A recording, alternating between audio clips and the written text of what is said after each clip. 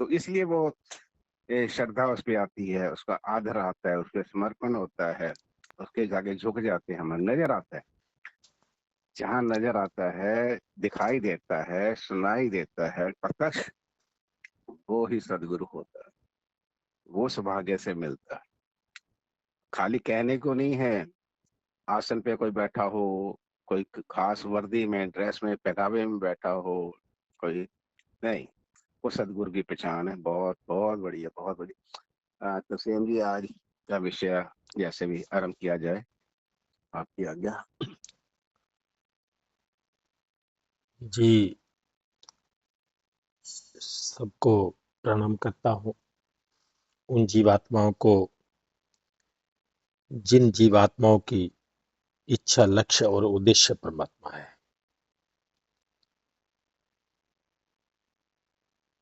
जिन्होंने अपने जीवन के लक्ष्य को ठान लिया है, संकल्पित हो गए हैं, उन सब का हार्दिक अभिनंदन है और इस धर्म सभा में उनका स्वागत है।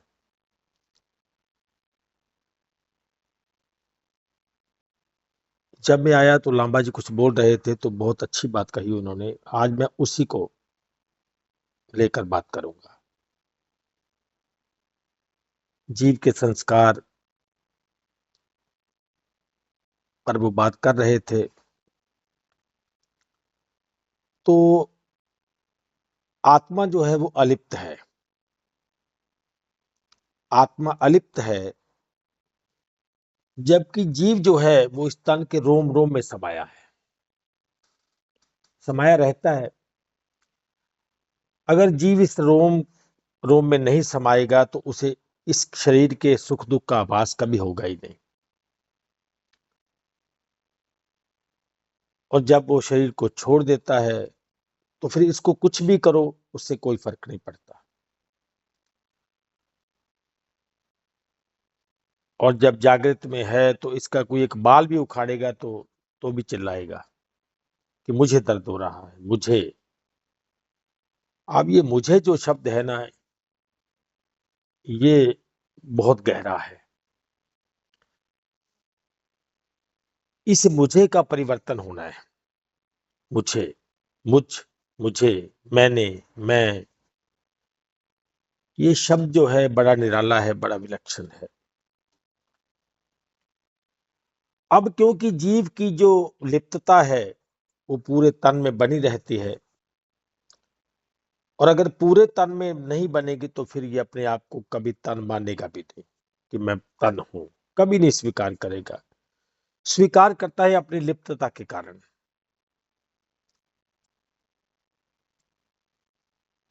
अब इसकी हर फीलिंग जो हमें तन में महसूस होती है वो जीव की लिप्तता के कारण है। अब जहां ये अपने आप को शरीर मानता है, वहीं अपने साथ जन्म जन्म के संस्कार भी लेकर घूमता है। अनेकों जन्मों के संस्कार इसके पास हैं और इसको पता भी नहीं है कि मैंने इस परमात्मा के लिए, परमेश्वर के लिए जन्म जन्म में क्या क्या नहीं किया है। कितने गुरु धारण किए हैं, कितनी पूजा की है, कितने तीर्थों पे गया हूं, कितने उपवास किए हैं। और हर बार अपनी छोटी सी गलती के कारण ये चूक जाता है, अपनी छोटी सी गलती के कारण। और फिर इसको दोबारा, इसको पुनः जन्म लेकर फिर धरती पर आना पड़ता है, पर अपने वो उस परम आनंद को प्राप्त नहीं कर पा रहा है जिसके लिए बार बार इसका निर्माण होता है। फिर एक नया तन दिया जाता है, नए माता पिता दिए जाते हैं, नए भाई बंधु, नया गुरु, और फिर हर बार वही काम, हर बार फिर वही कार्य, चूक जाता है ये।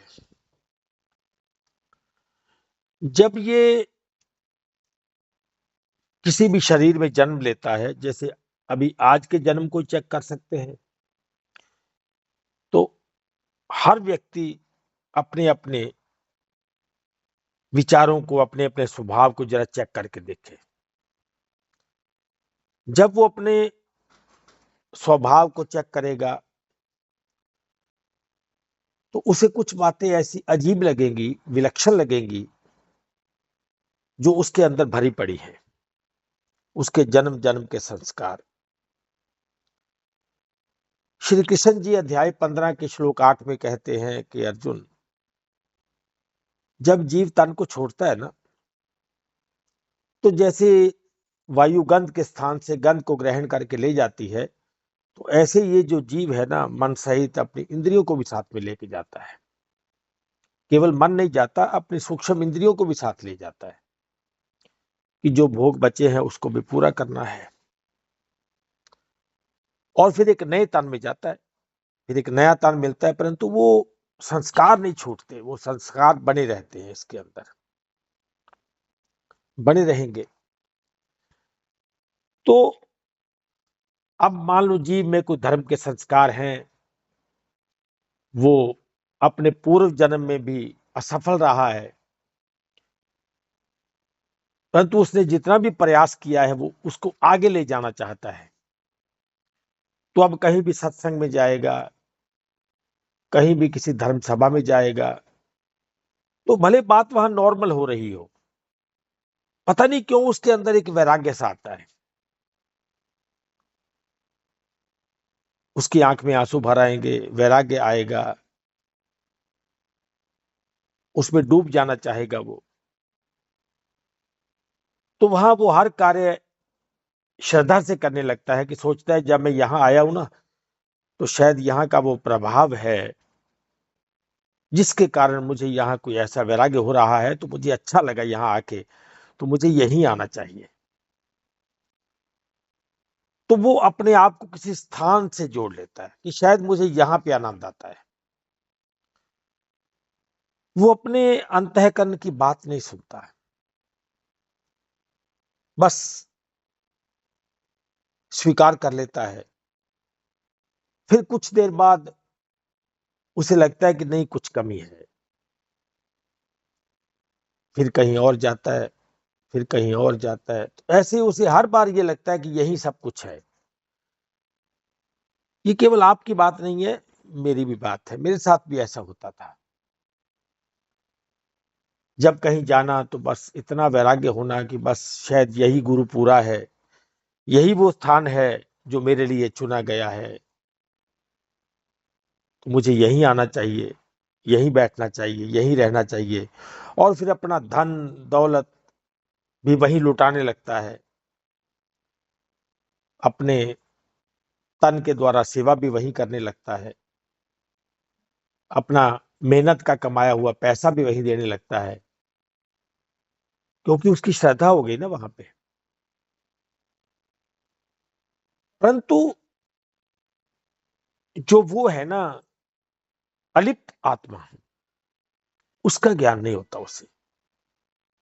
और फिर ऐसा करते करते उसका एक मोह बन जाता है वहां, उस गुरु के साथ, उस संस्थान के साथ, उस संप्रदाय के साथ एक मोह हो जाता है। उसे लगता है मैं प्रेम कर रहा हूं, ये मेरा प्रेम है, मोह नहीं है। और अगर उसे ऐसा लगता है तो अपने भ्रम को तोड़ सकता है वो, क्योंकि मैं तो अपनी बीती सुनाऊंगा ना कि मेरे साथ जो हुआ। तो जैसे मुझे ये लगा, मैंने अपने अंतःकरण में झांका को, नहीं, अभी वो बात नहीं बनी है मेरे साथ, अभी वो स्थिति नहीं है जो हमारे धर्म ग्रंथों में महापुरुषों ने जिस स्थिति का वर्णन किया है, जो कहा है, जो गाया है, तो अभी वो तो नहीं हूं मैं।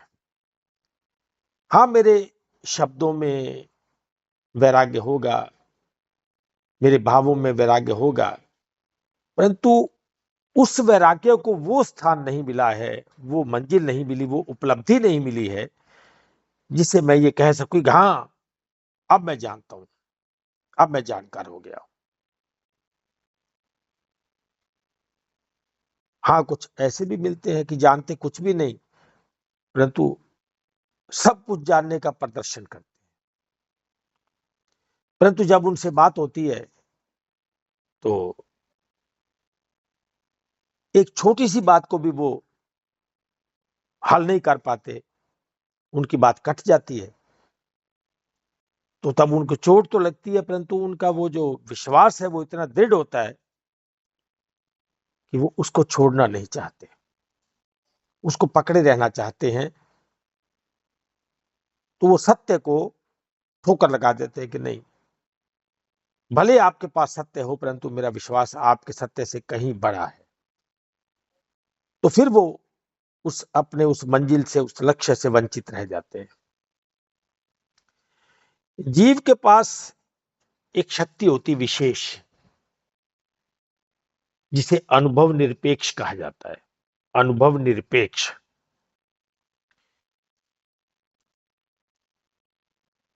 अब उसके ये शक्ति उसके स्वयं के लिए है, ये शक्ति उसके स्वयं के निर्णायक जीवन में सहायता के लिए दी गई उसे। उसका एक विवेक, जिससे वो जांच कर सके कि मेरे पास जो भी है क्या वो अंतिम सत्य है। अंतिम सत्य माने जिससे मैं, अगर आज भी अभी भी मुझे शरीर छोड़कर जाना पड़े, तो क्या मैं आश्वस्त हूं? क्या मैं 100% आश्वस्त हूं कि मैं उसी सत्ता में ही प्रवेश करूंगा, या मेरा प्रवेश उसी सत्ता में ही होगा? क्या मैं आश्वस्त हूं 100%? अगर ऐसा नहीं है तो मुझे अपनी जांच करनी होगी। यह है अनुभव निरपेक्ष। परंतु कई बार जीव अपनी शक्ति को किसी के प्रभाव में आकर इसका पतन करने लगता है, और अपने पूर्व जन्म के अर्जित संस्कारों को भी गवा बैठता है, जो उसे हर बार प्रेरित कर रहे थे, हर बार प्रेरित कर रहे थे कि मुझे अपने अंशी को जानना है, मुझे अपने अंशी को जानना है। अभी मैं प्रसन्न नहीं हूं, अभी मैं संतुष्ट नहीं हूं, अभी मैं सेटिस्फाइड नहीं हूं।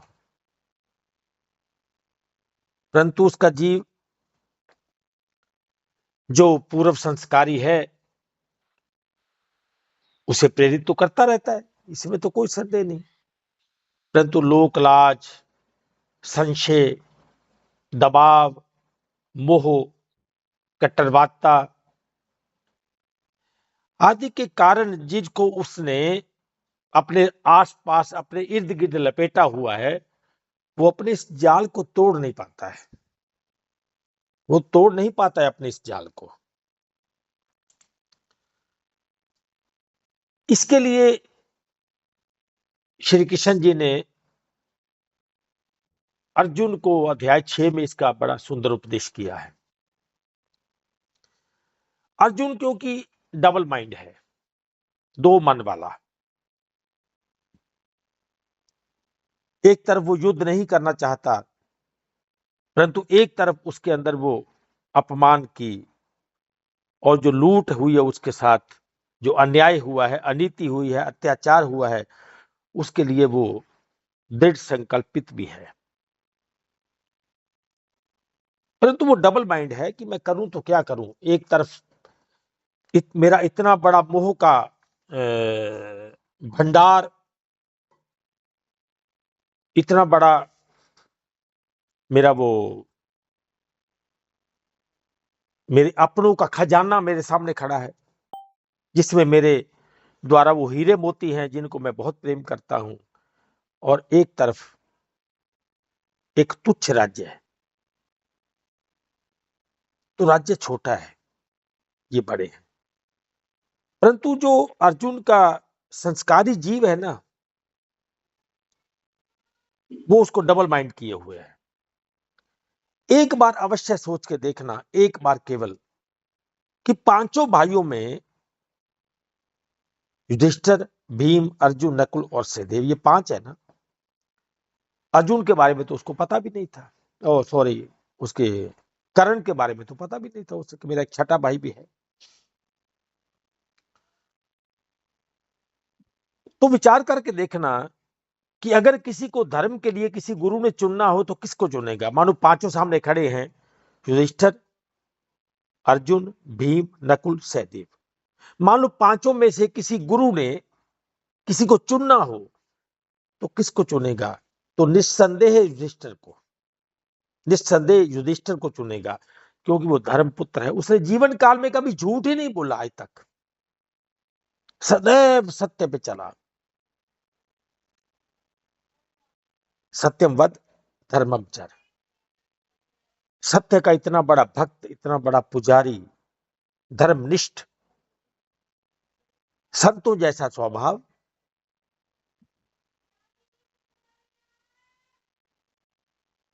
और अपने जीवन को सत्य को सौंप देने वाला। कृष्ण जी के कहने पर भी युद्ध के मैदान में भी युधिष्ठिर झूठ बोलने को तैयार नहीं हुआ था कि मैं असत्य नहीं बोलूंगा, कुछ भी हो जाए, युद्ध हार जाऊं परंतु असत्य नहीं बोल सकता। देखो कितना कितना कर्मनिष्ठ है वो। कभी सोचना अकेले बैठ के, परंतु कृष्ण ने किसको चुना? युधिष्ठिर को नहीं चुना, अर्जुन को चुना। क्योंकि अर्जुन के अंदर जो क्षमता है, हालांकि युद्ध बाकी भी चार साथ ही करेंगे, ऐसा तो नहीं है कि वो केवल अर्जुन युद्ध कर रहा है तो बाकी युद्ध नहीं करेंगे। अगर युधिष्ठिर को भी चुन लेते तो अर्जुन ऐसा थोड़ी युद्ध से भाग जाता। परंतु युधिष्ठिर डबल माइंड नहीं है, यह सोचना पड़ेगा। अर्जुन डबल माइंड है, तो अर्जुन को चुन लिया क्योंकि उसके सखा भी हैं, उसके मित्र हैं, उसको अंदर से जानते हैं कि ये कैसा व्यक्तित्व का स्वामी है। तो जब अर्जुन से बात हो रही है तो अध्याय 6 के पहले श्लोक में कृष्ण जी क्या कहते हैं कि जो पुरुष कर्म फल का आश्रय ना लेकर, जो पुरुष कर्म फल का आश्रय न लेकर करने योग्य कर्म करता है, मानो कर्म फल का आश्रय तो नहीं लेता है परंतु करने योग्य कर्म करता है, वह सन्यासी तथा योगी है। और केवल अग्नि का त्याग करने वाला सन्यासी नहीं है।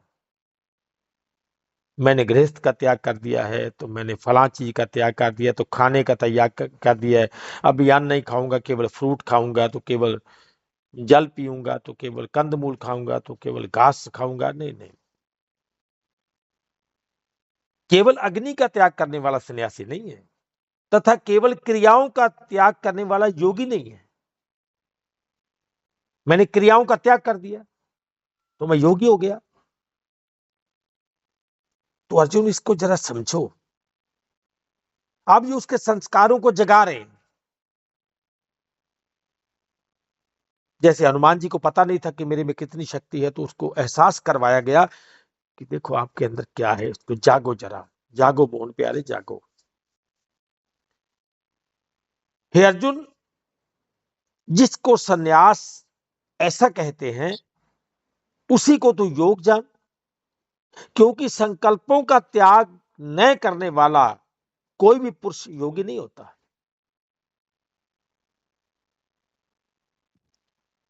और आगे जो बात कही ना वो अति विलक्षण है। अध्याय 6 के 3 में कि योग में आरूढ़ होने की इच्छा वाले, योग में आरूढ़ होने की इच्छा वाले मननशील पुरुष के लिए योग की प्राप्ति में निष्काम भाव से कर्म करना ही हेतु कहा जाता है। हालांकि एक बार पढ़ने से या बोलने से पकड़ में नहीं आता है, परंतु बहुत बहुत सटीक बात कही, सटीक बात कि अर्जुन, योग में आरूढ़ होने की इच्छा वाले, अभी आप यहां कॉमा लगाओ कि मैं योग में आरूढ़ तो होना चाहता हूं,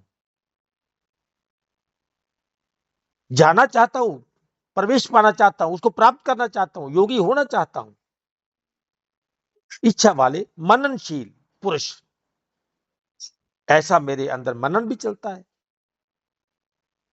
के लिए योग की प्राप्ति में निष्काम भाव से कर्म करना ही हेतु कहा जाता है। मतलब उसे अपने कर्मों पर ध्यान देना पड़ेगा। निष्काम भाव से कर्म करना ही हेतु कहा जाता है। हेतु माने कारण। कारण ये है, जैसे मान लो आपने घुड़सवारी सीखनी है, आपने संकल्प कर लिया कि मुझे साइकिल सीखना है, मुझे बाइक सीखना है, मुझे घुड़सवारी सीखनी है। अब घुड़सवारी बड़ी कठोर है, तभी मैंने इसको कहा। अब घुड़सवारी सीखनी है तो उसका नियम है कि सबसे पहले आप जिस पर बैठे हो ना, उसी को कंट्रोल करना है। जिस पर आप हो उसी को कंट्रोल करना है। आप घोड़े पे बैठ गए, परंतु घोड़ा आपके निर्देश के अनुसार चले। इतने कुशल ड्राइवर आप हो जाओ उसके, तो ये शरीर है, इसको भी रथ कहा गया है, और जीव को रथी। तो तब आपका जो कर्म है ना, वो इतना निष्काम भाव वाला हो। मान लो आपने योग में आरूढ़ होने की इच्छा बना ली है, मनन भी करते हो, परंतु उसका निष्काम भाव से कर्म करना ही हेतु है उसका। तब आपके मन में और बात कोई आए ही ना, बस आपका पूरा ध्यान उसी पे रहे कि वो मुझे कैसे प्राप्त हो। अब उसमें अनेक मुश्किलें आएगी, आप कई बार गिरोगे, कई बार फिर चढ़ोगे, घोड़ा आपको गिरा देगा, आप फिर चढ़ोगे। और अगर आप दृढ़ संकल्पित हो तो एक दिन आप उसी अश्व माने उसी घोड़े की सवारी ऐसे करोगे कि जैसे घोड़े का मन आपका मन हो गया। अब वो आपसे बाहर नहीं जा सकता है, आपका एक इशारा उसे मोड़ देता है अपनी दिशा से। और आगे क्या कहा, पहले पहले वाला सुनिए। योग में आरूढ़ होने की इच्छा वाले मननशील पुरुष के लिए योग की प्राप्ति में निष्काम भाव से कर्म करना हेतु कहा जाता है। और योगारूढ़ हो जाने पर, अब वो हो गया, उसमें परफेक्ट हो गया, योगारूढ़ हो जाने पर उस योगारूढ़ पुरुष का जो सर्व संकल्पों का अभाव है, जो उसने उसको काम को करते हुए जिन कर्मों का त्याग किया था, जिसका अभाव हो गया था, वही कल्याण में हेतु कहा जाता है। जो आपने उस समय त्याग किया, अब इस कल्याण में वो हेतु है। अब ऐसा हो गया वो, अब वो ये काम कर सकता है, योग में प्रवेश कर सकता है कि उसने अपने आप को, जैसे आप वेदों में जाओगे ना, तो उसमें दो विभाग हैं, एक है पूर्व विभाग, एक है उत्तर विभाग। एक पूर्व मीमांसा, एक उत्तर मीमांसा। पूर्व मीमांसा जीव को सुंदर बनाता है, उसमें संस्कार भरता है। अब मान लो आपने पिछले जन्म में संस्कार तो भर लिए, संस्कारी तो हो आप पूर्व मीमांसा में उतर गए, आप अच्छे संस्कारी हो गए। किसी का माइक खोला है तो प्लीज उसको बंद कर दे, क्योंकि बाकी जो भाई बहन है वो डिस्टर्ब हो रहे हैं। तो संस्कारी तो हो गए आप, अब आपने उत्तर मीमांसा में प्रवेश करना है। आपका मन संस्कारी है, इसमें कोई संदेह नहीं है। आपने वो निष्काम भाव वाले कर्म सारे कर चुके हैं, क्योंकि ऐसे नहीं किसी को तत्व का उपदेश मिलता है, ऐसे नहीं ऐसे गहरे सत्संग में किसी का प्रवेश होता है अगर वो संस्कारी ना हो।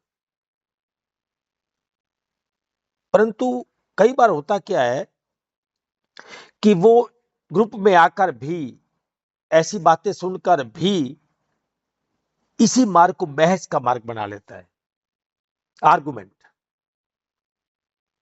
अरे भाई, जो नहीं स्वीकार करता है क्यों पीछे पड़े हो, छोड़ दो। अभी वो पूर्व मीमांसा वाला है, उसको पूर्व मीमांसा में उतर जाने दो। अभी उसको आप वो फोर्स मत करो। ठीक है भाई, आप जैसा ठीक समझो, अच्छी बात है, आप उसी में रहो। अगर आपको उसी में शांति है, उसी में आनंद है, आपको देहवाचक में अच्छा लगता है, आपको व्यक्तिवाचक में अच्छा लगता है, स्थानवाचक में अच्छा लगता है, वस्तुवाचक में अच्छा लगता है, कर्म सिद्धांत अच्छा लगता है, आपको दान देना ही धर्म है, किसी को जल पिलाना ही धर्म है, मानवों की सेवा करना ही धर्म है, तो इसको निभाइए, बहुत अच्छी बात है। कोई बुरा कर्म थोड़ी है ये, इसको करिए। परंतु अब यहां 6 में कुछ और ही कह दिया गया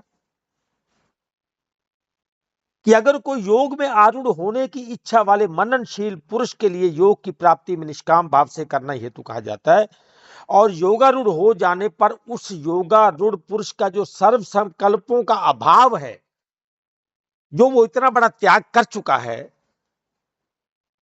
वही उसमें कल्याण का हेतु हो गया। तो आगे कहा है कि जिस काल में न तो इंद्रियों के भोगों में और न ही कर्मों में आसक्त होता है। जब कोई जीव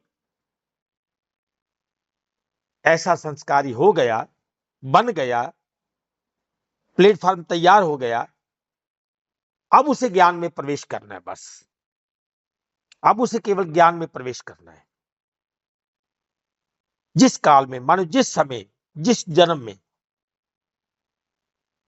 न तो इंद्रियों के भोगों में अब उसकी रुचि नहीं है, और न ही कर्मों में ही आसक्त होता है, उस काल में सर्व संकल्पों का त्यागी पुरुष योगारूढ़ कहा जाता है। योगारूढ़, ये योगारूढ़ 2 शब्दों के मेल से बना है।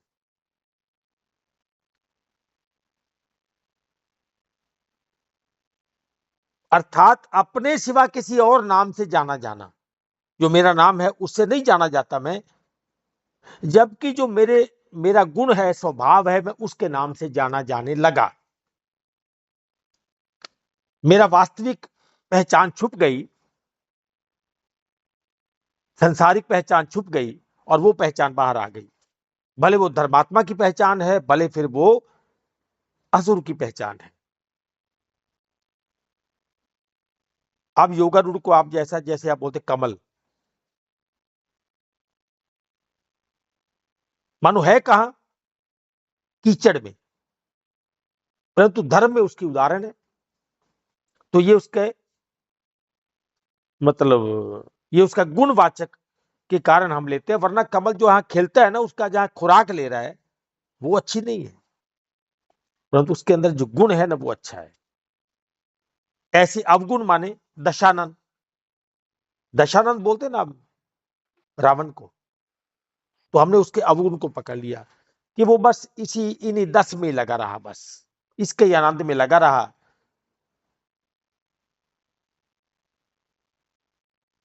अनेकों शब्द है ऐसे।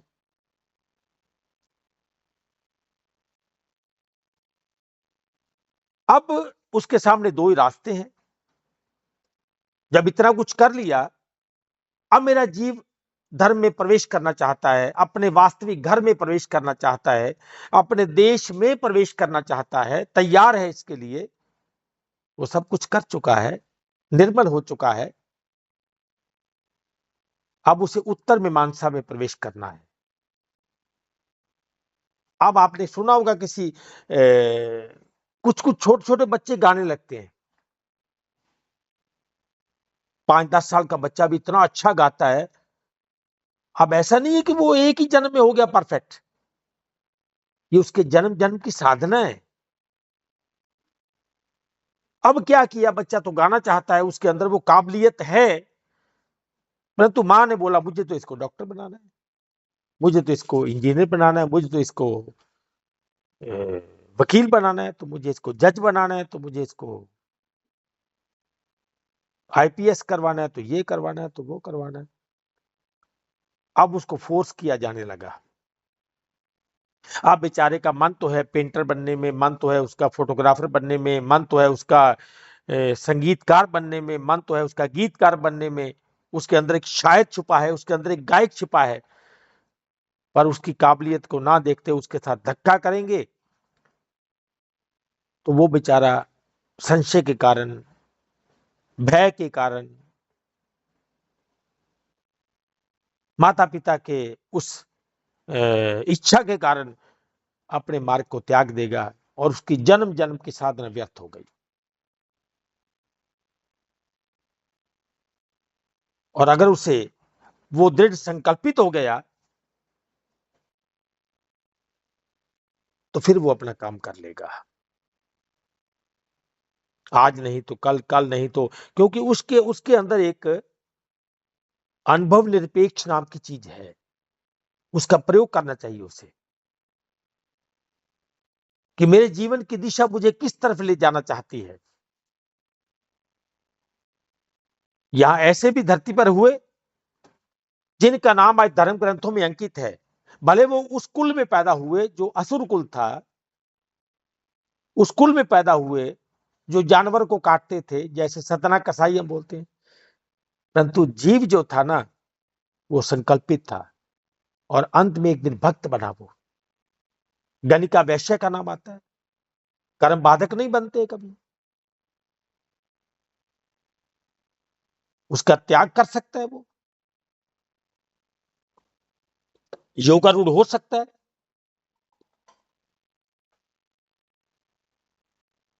तो कृष्ण जी आगे समझाते हैं कि अपने द्वारा अपना संसार समुद्र से उद्धार करे।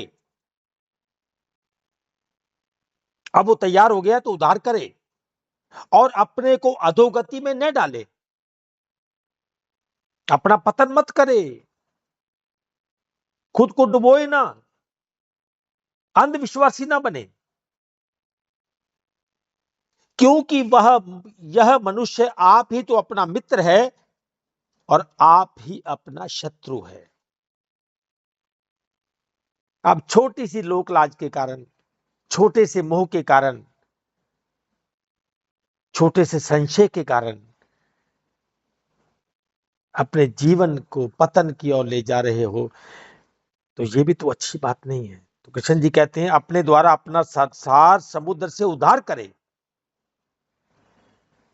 और अपने आप को अधोगति में न डाले, क्योंकि मनुष्य क्योंकि यह मनुष्य आप ही तो अपना मित्र है और आप ही अपना शत्रु है।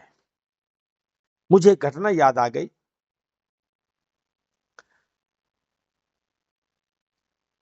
जब एक व्यक्ति से मिला, बड़ा संस्कारी था बेचारा, बहुत संस्कारी था, तो जब भी उसको सत्संग सुनाता ना तो बेचारा रोने लगता, बहुत रोता था। तो एक दिन मैंने उससे कहा देखो ऐसा है कि जब आप इतने व्याकुल हो जाते हो तो फिर उसको जान क्यों नहीं लेते? आपके सामने जीवन पड़ा है, अभी आपकी उम्र कोई इतनी बड़ी भी नहीं हुई, अभी अब 40-42 की तो है सारे। तो उसकी मजबूरी ये थी कि वो एक धर्म गुरु था। धर्म गुरु माने अभी गया नहीं है, था, माने मैं अपनी उस पास्ट की जो बात है उसके लिए था बोला मैंने। वो एक धर्म गुरु है, वो लोगों को ना वो उसके गुरु ने मतलब उसको स्थापित किया हुआ है कि वो अब वो जो इलाका है उसको वो संभाले, उसको लोगों को नाम वगैरह दे, वो जो कान में देते हैं ना वो मंत्र वगैरह जो भी। तो अब वो जिनको वो नाम वगैरह दे चुका है उनकी संख्या हजारों में थी। तो उसने कहा कि देखो ऐसा है कि अब आपको क्या बताऊं, मैं मजबूर हूं। मेरी मजबूरी ये है कि मुझे मेरे गुरु के द्वारा वो एक ड्यूटी दी गई है। तो मैंने उसका नाम लेकर कहा, मैंने कहा ऐसा वैसा है कि आपको भी पता है कि आपका ये नाम आपको वहां तक तो नहीं लेके जा सकता, तो आप केवल अपने गुरु के एक अच्छे शिष्य होने के लिए क्या अपने जीवन का पतन कर देंगे? तो जब उसने कहा कि नहीं, इसी जन्म में तो मैं नहीं कर सकता ये काम, अगला जन्म देखो। तो विचार कीजिए, जो ये जानता है कि मैं गलत हूं और फिर भी वो पतन के मार्ग को चुन रहा है, तो क्या वो अपने पुराने संस्कारों को खराब कर रहा है या फिर वो बने रहेंगे? नहीं बनेंगे वो, क्योंकि उसने संसार की लोक लाज के लिए अपने पुरातन किए हुए पूर्व कर्मों को भी खराब कर दिया कि नहीं, मुझे परमात्मा तो नहीं चाहिए, इस बार तो मुझे वही चाहिए, केवल मेरा वो कर्म। उसने कर्म को चुना, धर्म को छोड़ दिया। और वो सोचता है कि नहीं, अगले जन्म में हो जाएगा। नहीं होगा, कभी नहीं होगा, कभी नहीं होगा। कैसे होगा? उसने त्याग कर दिया उसका। किसके लिए? किसके लिए त्याग किया? अपने उस मान सम्मान के लिए।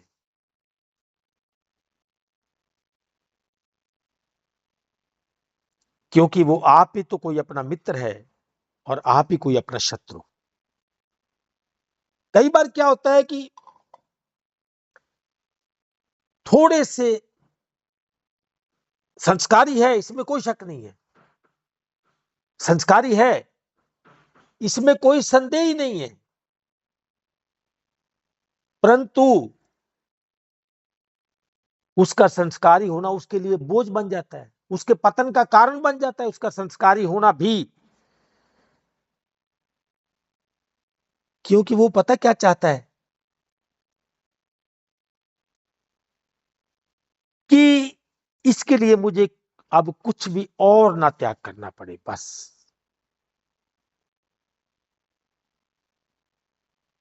संसार के लिए सब कुछ करना चाहता है, संसार के लिए सब कुछ करना चाहता है जिसे वो अपना कर्तव्य मानता है। इसका उदाहरण देता हूं।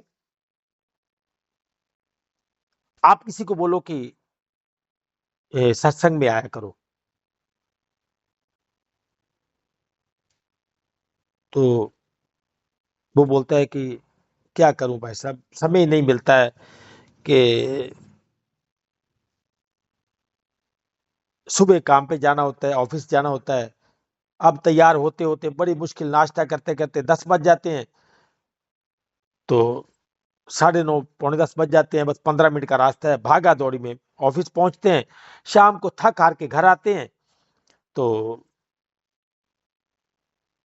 उसके बाद फिर घर में थोड़ा बच्चों के साथ समय बिताना, फिर कहीं घर का सामान लाना, कहीं आना जाना, तो बस इसी में बीत जाता है। तो रात को फिर थक के सो जाते हैं, सुबह वही काम शुरू हो जाता है। तो जब उसको आप कहोगे ना कि देखो भाई, जीवन तो इसलिए थोड़ी मिला है, कोई जीवन तो मिला है, मानवता तो मिला है परमात्मा के लिए, तो आप बोलते हो कि ये सब इसी के लिए लगा दिया।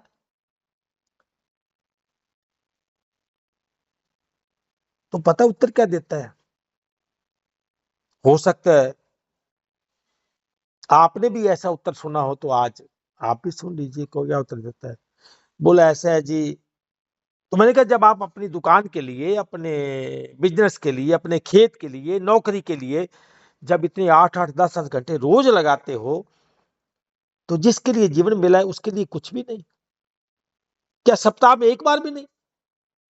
बोला जी क्या करे, वो तो कर्तव्य है ना, वो तो करना ही पड़ेगा।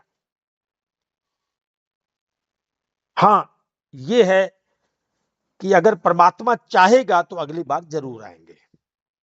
अगर परमात्मा चाहेगा तो, मतलब मेरी चाहत तो नहीं है, परमात्मा धक्का करे खींच के ले जाए तो मैं चला जाऊंगा। कभी कभी आपने ऐसे लोग भी देखे होंगे, बोला मैं तो ना ऐसे ही बस बैठा था, कुछ बात कर रहे थे, तो एक मित्र का फोन आया, बोला चलो फलां तीर्थ पे चलना, चले। तो 2 घंटे में तैयारी हो गई, तो मैं तो निकल गया। देखो ऐसे खींचता है परमात्मा। अब वो अपने अपने इष्ट के लिए ऐसा बोलते हैं, ऐसे खींचता है वो। मानो जो आप कर रहे हो वो तो आपका कर्तव्य है, तो अगर आपको धर्म को में लगाना है तो ये परमात्मा का कर्तव्य है कि वो आपको खींच के ले आए। आप तो जाना नहीं चाहते, आप तो कर्तव्य के प्रति कर्तव्यनिष्ठ है, कर्मनिष्ठ है आप। फिर भी अगर परमात्मा चाहता है, वो चाहेगा, परमात्मा चाहता है कि मैं सत्संग में जाऊं, तो वो ले आएगा। मैं कौन सा कोई मतलब मना करता हूं। अब उसकी इच्छा से पत्ता, उसके बिना तो पत्ता भी नहीं हिलता है। देखो क्या शब्द है। तो मैंने कहा ऐसा है कि जब उसकी इच्छा के बिना पत्ता भी नहीं हिलता है, जब उसके बिना कुछ भी नहीं होता है, जो वो चाहता है वही होता है, तो सबसे पहले उसकी चाह है आपको मानवता देने के पीछे वो क्या, उसको बताओ। उसकी चाह क्या थी जो आपको मानवता दिया? ये दुकान चलाए, बस बच्चे पाले, शादी करे, उनकी शादी करे, फिर उनके बच्चे पाले, फिर एक मकान बनाए,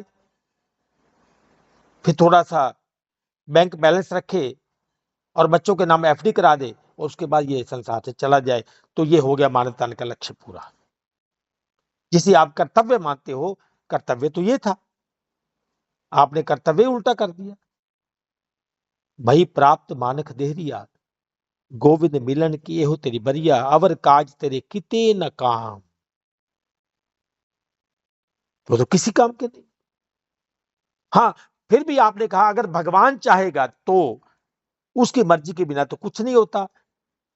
अगर यही मंशा है तो कल दुकान मत जाना, भगवान चाहेगा तो आपको दुकान पे छोड़ आएगा, नौकरी पे छोड़ आएगा। उसकी मर्जी के बिना तो पत्ता नहीं हिलता है।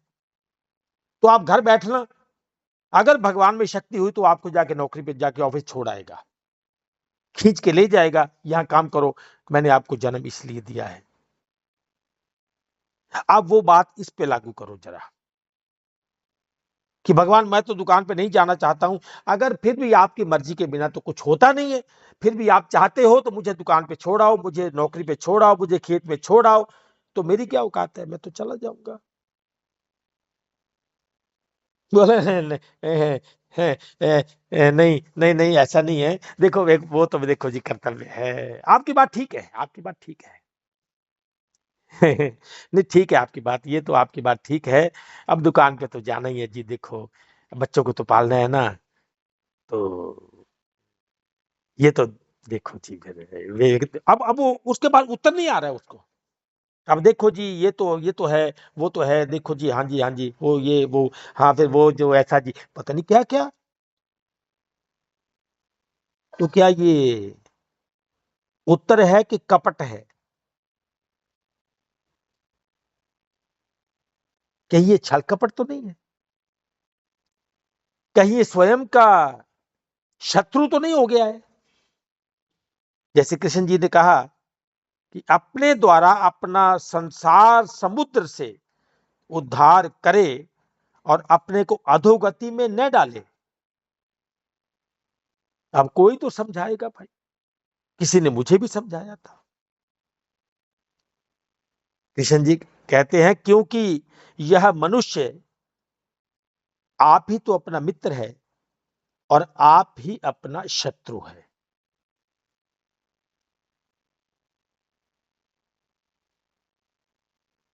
कई बार क्या होता है, आपको कोई व्यक्ति मिला, उसके पास बैठे, उससे बात किया, तो आपको ऐसा लगता है कि ये मेरे को जानता है।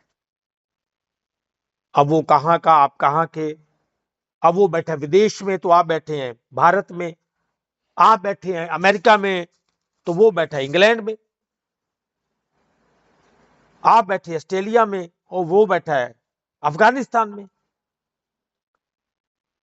तो जब आप उससे बात करते हैं ना, तो एक ऐसा फीलिंग आता है कि नहीं, ये इसकी बात मैंने पहली बार नहीं सुनी है, या तो इसने मेरे मन की बात कह दी, या फिर इसने मेरी उस नस को पकड़ लिया है। इसकी बात मुझे ना ऐसे लगी कि हाँ, ये मुझे कोई सुनाए बात।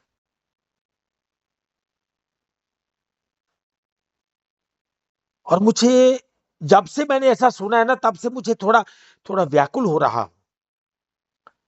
आप किसी स्थान पे जाएंगे तो आपको लगेगा ये स्थान पे पहले मैं कभी आया हूं, भले जीवन में ना आए हो। जब मैं पहली बार हिमाचल गया ना, तो मुझे ये फीलिंग आई कि नहीं, मैं यहां के एक एक इंच को जानता हूं। जैसे यहां पहली बार नहीं आया, मैं अनेकों बार यहां पे आ चुका हूं। पता नहीं क्यों मुझे ऐसा लगा। और फिर वहां के लोग, जब मैं वहां पहाड़ों में चलता था, तो अब कुछ लोग मेरे साथ भी जाते थे। तो जब मैं चलता था तो मुझे वो वहां के लोग बोलते थे कि आप तो ऐसे चलते हैं जैसे पहाड़ी हैं। तो जो आपके साथ आते हैं वो तो नहीं चल पाते ऐसा। परंतु मुझे कभी ऐसा नहीं लगा कि बस चलता हूं तो बस चलता ही हूं, मुझे तो कोई ऐसा विशेष गुण लगा नहीं। परंतु अब जीव कब गया होगा, कहाँ गया होगा। तो वहां जो मेरा मित्र बना, चलो वो संसार छोड़ गया है, तो उसके साथ मुझे बैठ के ऐसा लगता था कि हम जन्म जन्म के मित्र हैं।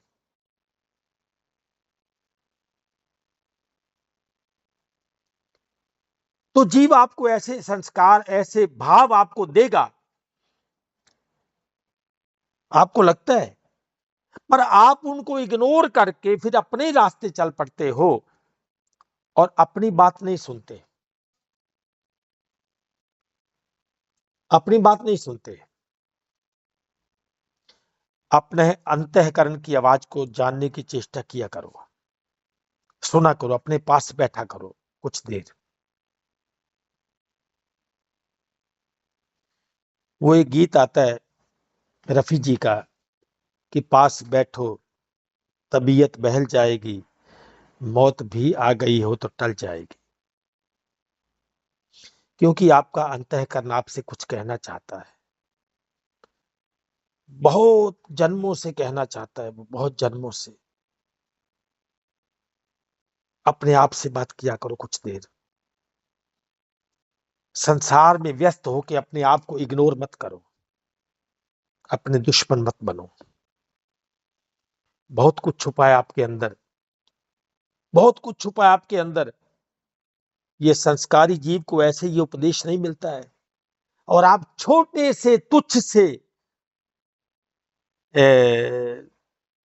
विषय के कारण आप अपने पतन करने में लगे हो। अब आगे कृष्ण जी बताते हैं कि मित्र कौन है और शत्रु कौन है। अध्याय 6 का श्लोक नंबर भी 6।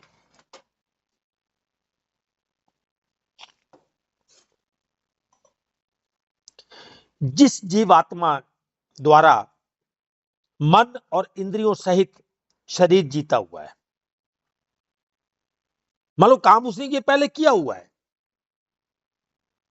जिस जीवात्मा द्वारा मन और इंद्रियों सहित शरीर जीता हुआ है, उस जीवात्मा का तो वह आप ही मित्र है। मित्रता हो गई। और जिसके द्वारा मन तथा इंद्रियों सहित शरीर नहीं जीता गया है, उसके लिए वह आप ही शत्रु के सदृश है, शत्रुता में बरतता है। वो केवल अपना शत्रु बना नहीं हुआ है, रोज बरतता है, उसमें बरत रहा है।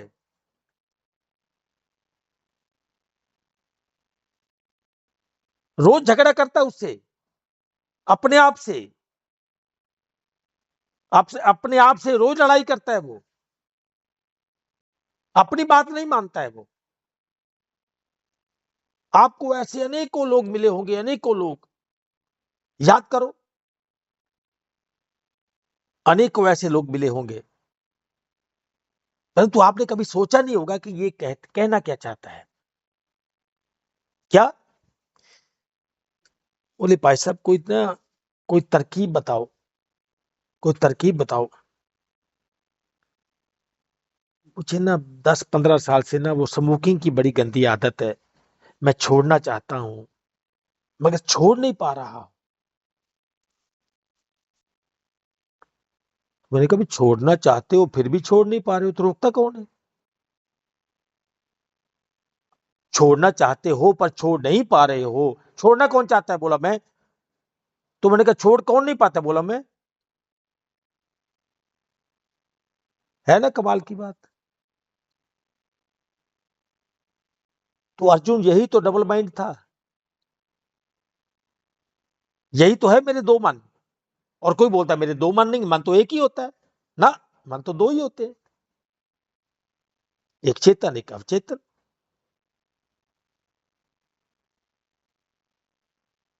अब सुननी किसकी है? मुझे मुझे प्रेफरेंस किसको देनी है? चेतन वाले को या अवचेतन वाले को? जिस जीवात्मा द्वारा मन और इंद्रियों सहित शरीर जीता हुआ है, उस जीवात्मा का तो वह आप ही मित्र है, मतलब स्वयं ही स्वयं का मित्र होना। और जिसके द्वारा मन तथा इंद्रियों सहित शरीर नहीं जीता गया है, वो शरीर के आगे हार गया, उसके लिए वह आप ही शत्रु के सदृश, मतलब उस दृश्य को देखे, अपने अंतर मन में झांक कर अपने दृश्य को देखे कि मेरा शत्रु कौन, क्या कोई और कि मैं?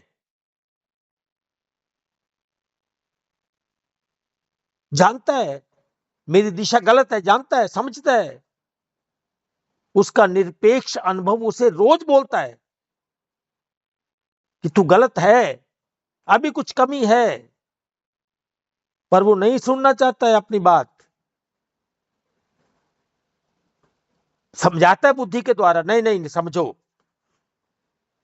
देखो ऐसा है, भरोसा तो करना पड़ेगा ना, विश्वास तो करना पड़ेगा ना। बिल्कुल करना चाहिए। जबकि अब वो उत्तर मीमांसा के लिए बिल्कुल तैयार है, बिल्कुल तैयार, परंतु उसने अपने आप को समझाया हुआ है, अपने आप को रोज समझाता है, रोज अपनी क्लास लगाता है कि नहीं तू अपनी जिद छोड़ दे बेटा, तुझे तो डॉक्टर बनना है। तू ये क्या सुबह हा हा लगा के बैठ जाता है, ये क्या राग से बोलने लगता है? अब मां में संस्कार नहीं है तो उसमें तो है भाई।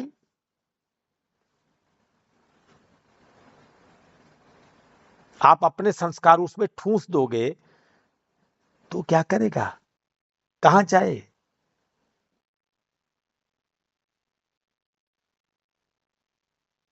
वो दीवाने कहां जाए? भरी दुनिया में आखिर दिल को समझाने कहां जाए? मोहब्बत हो गई जिनको, वो दीवाने कहां जाए? कहां जाए वो? इधर अंतःकरण परेशान करता है, इधर समाज परेशान करता है, वो अपनी ओर खींचता है, मेरा अंतःकरण मुझे अपनी ओर खींचता है, और इस खींचातानी में मैं स्वयं का ही नहीं हो पाता हूं। मैं संसार को इतनी बड़ी प्रेफरेंस दे के बैठा हूं, इतना बड़ा अपने साथ अन्याय कर रहा हूं, और मुझे पता भी नहीं है कि मैं क्या किए जा रहा हूं, मुझे पता ही नहीं।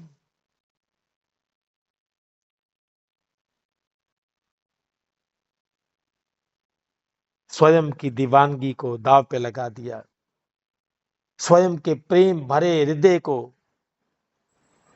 विषयों को सौंप दिया, ऐसे पवित्र मन को जिसकी चाह परमात्मा है, जिसकी चाह परमात्मा थी, जो धर्म में प्रवेश चाहता है, परमात्मा में प्रवेश चाहता है, परमात्मा का होना चाहता है, उसने अपने इसी पूरे मानव तन के जीवन को दांव पे लगा दिया, और फिर चला गया, एक दिन चला गया, छोड़ गया संसार को, और अपने पूर्व संस्कार भी सारे समाप्त कर गया, जिसके कारण उसे यह संदेश मिला था, जिसके कारण वो कभी सत्संग में बैठा था तो पहली बार उसे ऐसा लगा था कि हाँ यही है मेरी मंजिल, बस मुझे यही चाहिए, मैं यही होना चाहता हूं।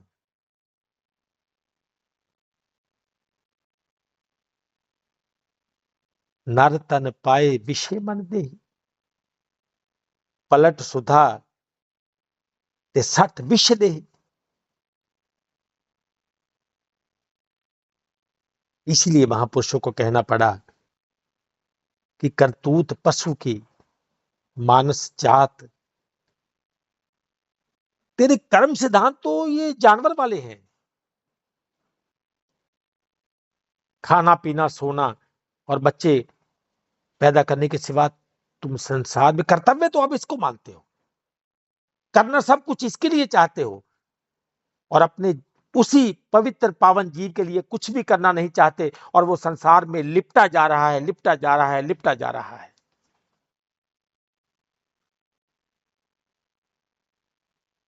काश अपने पास बैठा होता, कुछ वक्त अपने साथ बिताया होता, कुछ अपने आप को समझाया होता।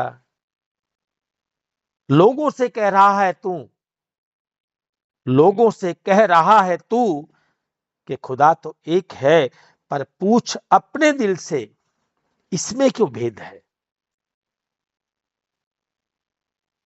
थोड़ी समझ खुद को भी तो आ जाने दो, अभी नादां है ना समझ है आदमी, जरा ज्ञान का दिया तो जल जाने दो। अभी छोटा सा मकान है, अभी दिल में वो कहाँ है, जरा उसको दिल में तो उतर जाने दो। अभी नादां है ना समझ है आदमी, जरा ज्ञान का दिया तो जल जाने दो, जरा ज्ञान का दिया तो जल जाने दो। आज इतना ही। नमस्कार, प्रणाम, सत श्री अकाल। परमपिता परमेश्वर की जय हो। जी सत्संगियों, सभी को प्रणाम। तो आज के विषय का जो मूल भाव था कि हम इंसान अपनी मन मर्जी तो करते आई हैं, मन की इच्छा तृष्णा कामना चाह उसी हिसाब से चलते आई हैं, करते आई हैं, पर पहुंचे कहाँ पे? क्या सही दिशा में चल रहे हैं? क्या मंजिल हमारे नजदीक है या मंजिल से हम दूर हो रहे हैं? दूर हैं, अभी बहुत दूर हैं, सही रास्ता ही नहीं मिला रहा, सही रास्ते पे चल ही नहीं पा रहे, सही विधि ही नहीं है हमारे पास, सही साधन ही नहीं है। तो इसके लिए ये होता है कि अपनी बुद्धि के साथ साथ जो प्रमाणित महापुरुष हैं, जो जीवन जिनका सफल है, उनकी बात सुन लें, उनकी ज्ञान को, उनके उपदेश को, उनकी राय को अपनी राय से मिला लें, अपने मन की बात से मिला लें। तो तुलना करें कि कहाँ है, तो जिस पे अपने को छोड़ के दूसरे पे थोड़ा सा ख्याल आ जाता है कि उनकी बात सही तो है ही, दुनिया का लाखों करोड़ों मानते हैं। तो यदि उनके विचार करेंगे तो हमारा भी सोच बदलेगी, हमारी भी बुद्धि बदलेगी, हमारा भी व्यवहार बदलेगा, हमारे में भी परिवर्तन आएगा, हम भी सही ट्रैक पे चल पाएंगे, और जहाँ रुके हुए थे, बंधन बंधे हुए थे, बंधन छूट जाएंगे, और यात्रा में अच्छा लगेगा, कामयाबी मिलेगी, खुशी मिलेगी, उम्मीद जगेगी। ये है इन बातों पे। इसी मन, अपने मन और मनुष्य जीवन का परमात्मा की तरफ से निर्धारित किया हुआ मिशन, रास्ता, हमारी मन मर्जी और परमेश्वर की बनाई हुई विधि नियम, उससे मिला लें। उससे अब हम इस विषय पे कोई जानना चाहें, बात करना है, कंपैरिजन करना चाहें, क्लैरिटी लेना चाहें, तो अपना कोई भी बात रखना चाहे इसी विषय पे, माइक खोल लीजिए अपना, जो भी कुछ बोलना चाहता है, पूछना चाहता है।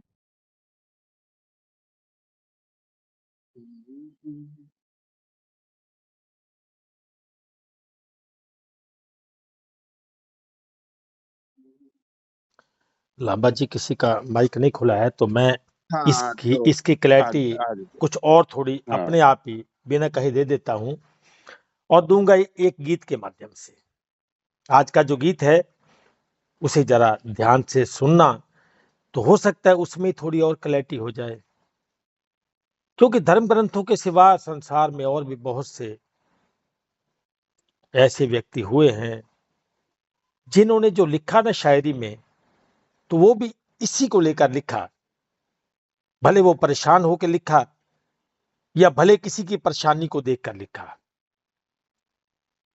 किसी को मायूस देखा तो लिख दिया, या फिर मायूस हुए तो लिख दिया। तो एक गीत के माध्यम से उसको कहना चाहूंगा, और उस गीत का मुखड़ा है कि जिंदगी की तलाश में हम मौत के कितने पास आ गए। तो इसको हम सुनते हैं।